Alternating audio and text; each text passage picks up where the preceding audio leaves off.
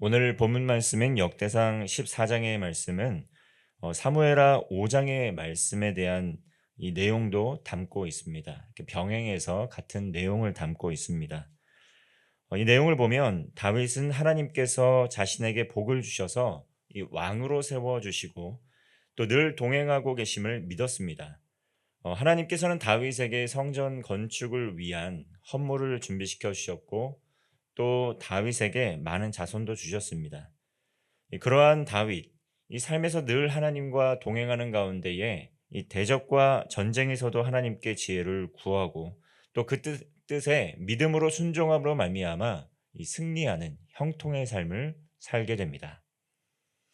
먼저 1절과 2절의 말씀입니다. 두로왕 히람이 다윗에게 사신들과 백향목과 석수와 목수를 보내 그의 궁전을 건축하게 하였더라. 다윗이 여호와께서 자기를 이스라엘의 왕으로 삼으신 줄을 깨달았으니 이는 그의 백성 이스라엘을 위하여 그의 나라가 높이 들림을 받았음을 알미었더라.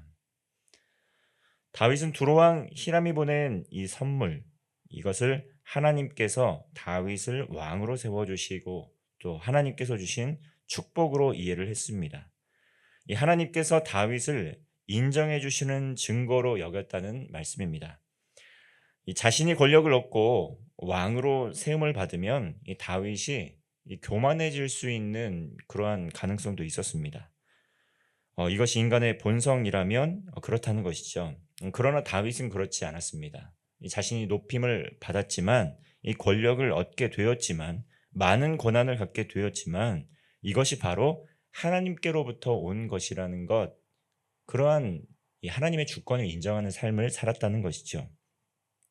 하나님께서 그를 왕으로 높여주시고 세워주셨음을 깨달았습니다. 이 하나님께로부터 나온 것이라는 것을 늘 마음에 품고 살았다는 것이죠. 그렇게 다윗이 늘 깨어서 하나님의 말씀을 듣고 그 뜻을 구하는 삶을 살았기 때문에 매 순간 하나님의 주권을 인정하는 삶을 살았기 때문에 자신의 삶에서 나타나는 일들에 대한 영적인 통찰을 가질 수 있었다는 것이죠. 상황만 바라보면, 현실만 바라보면 이 하나님이 보이지 않을 수가 있습니다. 그런데 늘 하나님을 가슴에 품고 마음에 품고 또 예배하고 기도하는 삶을 살았기 때문에 이것이 그저 그냥 이루어진 것이 아니라, 저절로 이루어진 것이 아니라 하나님께서 지금 일을 행하고 계시는 것임을 알았던 것입니다. 그리고 또한 그 하나님께서 자신을 인정하고 계심을 믿었던 것입니다. 다윗은 수많은 고난과 위협을 감내하였습니다. 그러나 매 순간 잊지 않았던 것, 하나님을 예배하는 삶을 살았고 하나님께 기도하는 삶을 살았고 하나님과 동행하는 가운데 그 뜻에 믿음으로 순종하는 삶을 살았다는 것이죠. 그로 말미암아 인생의 위기와 또 고난을 극복할 수 있었고 또 하나님께서 높여주시고 또 그러한 그를 인정해 주시는 것을 경험했고 믿음으로 고백했습니다. 이와 같이 우리들도 삶에서 하나님의 주권을 인정하고 또 순종하게 되면 때가 되면 하나님께서 그 계획을 이루어 주시고 성취하여 주시는 것을 알 수가 있습니다. 이것은 어떠한 상황에 있든지 늘 하나님 앞에 깨어 하나님의 뜻을 구하고 하나님과 동행하는 삶을 살 때 가능한 것입니다. 그러므로 형식적인 예배 또 형식적인 물음이 아니라 하나님께서 우리 각자의 삶을 향한 뜻과 계획을 갖고 계심을 이 믿음으로 말미암아 날마다 주님의 뜻을 구하고 이 순종하는 삶을 살게 될 때 다윗과 같이 이 삶에서 하나님께 인정받는 삶 그리고 형통을 누리는 삶을 살 수 있다는 것이죠. 하나님의 주권을 인정하는 사람들에게 나타나는 특징 무엇입니까? 그것은 바로 하나님 앞에 온유하고 겸손한 사람이라는 것입니다. 그리고 그렇게 하나님 앞에 온유하고 겸손하게 될 때 모든 것을 하나님께 맡겨드리고 하나님의 능력을 경험하는 삶을 살 수 있습니다. 하나님의 은혜에 감사하는 삶으로 또 이어질 수 있습니다. 매일의 삶에서 하나님 앞에 겸손한 삶을 사는 가운데에 이 때가 되면 높여주시고 인정해 주시는 그 하나님의 은혜를 경험하는 복된 성도가 되시기를 바랍니다. 계속해서 다윗은 늘 하나님께 인생의 문제를 묻고 듣고 또한 순종하는 삶을 살았습니다. 8절의 말씀입니다. 다윗이 기름 부음을 받아 온 이스라엘의 왕이 되었다 함을 블레셋 사람들이 듣고 모든 블레셋 사람들이 다윗을 찾으러 올라오매 다윗이 듣고 대항하러 나갔으나, 이 다윗이 기름 부음을 받아 왕이 되었다는 소식을 블레셋 사람들이 들었습니다. 이 다윗과 함께하는 사람들, 다윗을 사랑하는 사람들, 이 다윗이 기름 부음을 받아서 왕이 되었다는 소식을 들었을 때에 매우 기뻐하였겠죠. 그런데 이 기쁜 소식이 그 다윗의 대적들에게는 매우 좋지 않은 그러한 소식이었습니다. 그래서 그 대적들은 왕이 된 다윗을 제압하기 위해서 공격해 온 것입니다. 기름 부음 받아서 왕으로 세워진 이 복되고 기쁜 일을 감당하고 있는 다윗. 그런데 그것 때문에 어떻습니까? 다시금 대적의 공격을 받게 되었다는 것이죠. 이와 같이 하나님의 기름 부음을 받은 사람, 이 하나님의 사람에게도 고난과 시련이 찾아옵니다. 하나님의 사람이기 때문에 이 모든 고난과 시련이 없고 또 이 모든 것들도 다 피해가면 좋겠지만은 그렇지가 않았다는 것이죠. 기름 부음 받은 하나님의 사람 다윗도 여전히 고난을 받았습니다. 왜냐하면 하나님의 사람을 대적하는 그러한 이들이 분명히 존재하기 때문입니다. 그런데 그 순간 그러한 상황마다 다윗은 어떻게 반응을 합니까? 시련이 찾아올 때, 고난이 찾아올 때 이 다윗은 어떻게 반응을 했습니까? 10절 말씀입니다. 다윗이 하나님께 물어 이르되 내가 블레셋 사람들을 치러 올라가리이까 주께서 그들을 내 손에 넘기시겠나이까 하니 여호와께서 그에게 이르시되 올라가라 내가 그들을 내 손에 넘기리라 하신지라.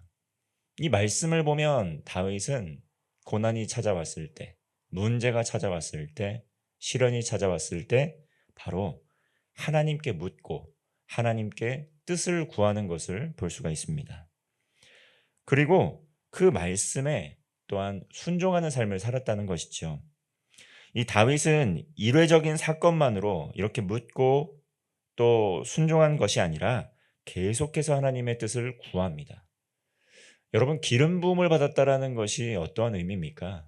기름 부음을 받았다는 것, 하나님의 영이 그와 함께한다는 뜻입니다.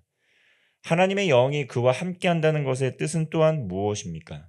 하나님의 영이 함께함으로 말미암아 그 사람은 하나님과 동행하는 가운데 하나님께서 주시는 능력으로 또 하나님께서 주시는 그러한 지혜로 살아가는 사람이다. 이 하나님의 사람이다라는 것을 나타내는 것입니다.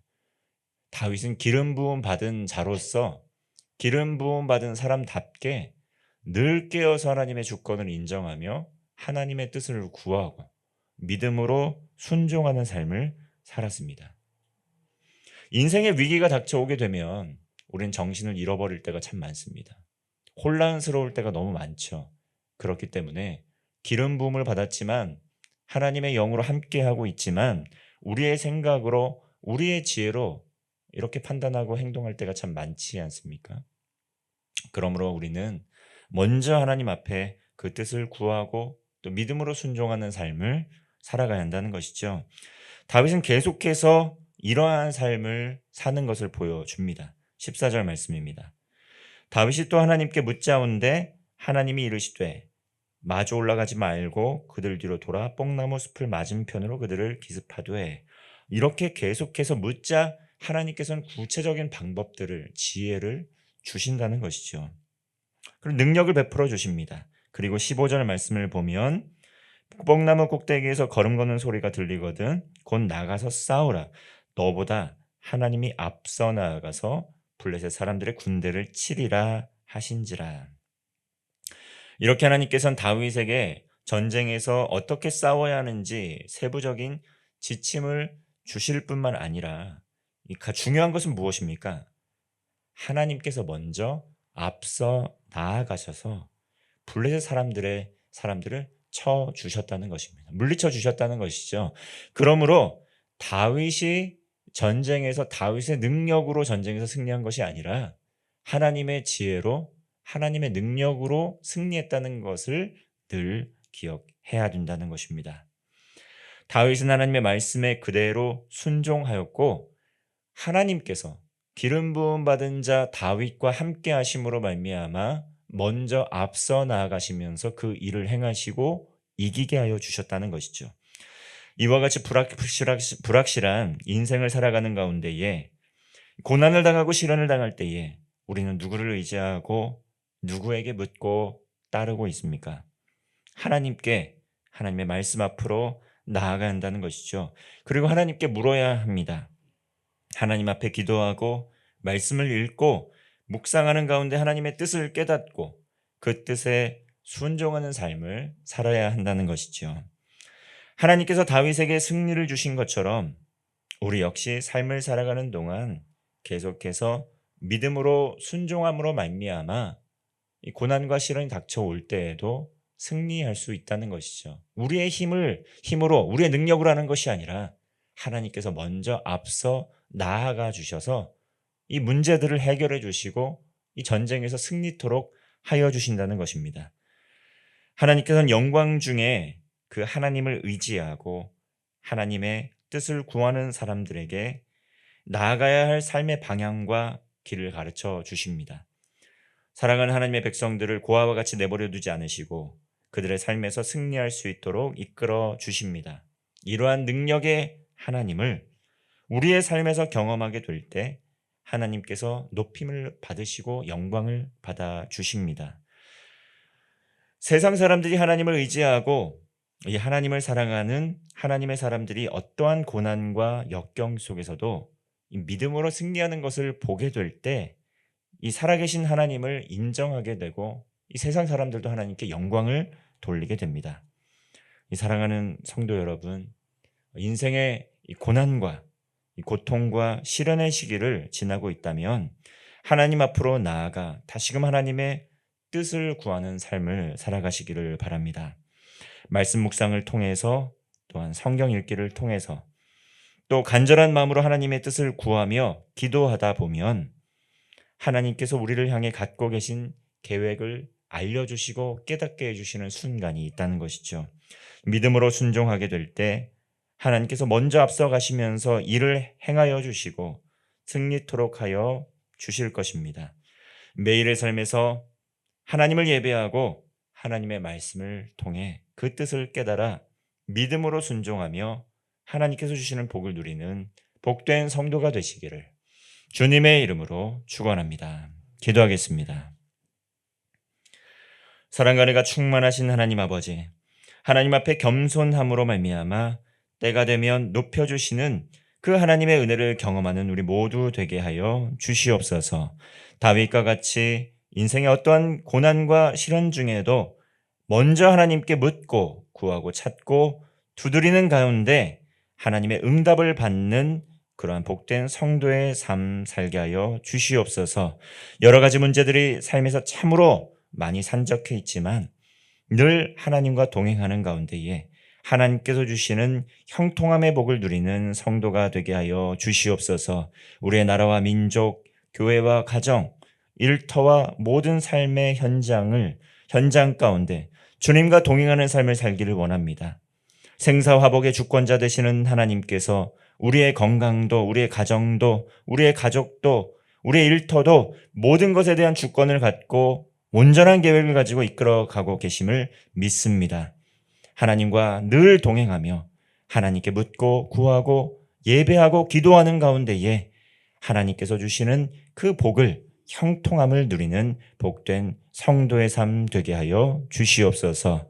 우리 구주 예수 그리스도의 이름으로 기도하옵나이다. 아멘.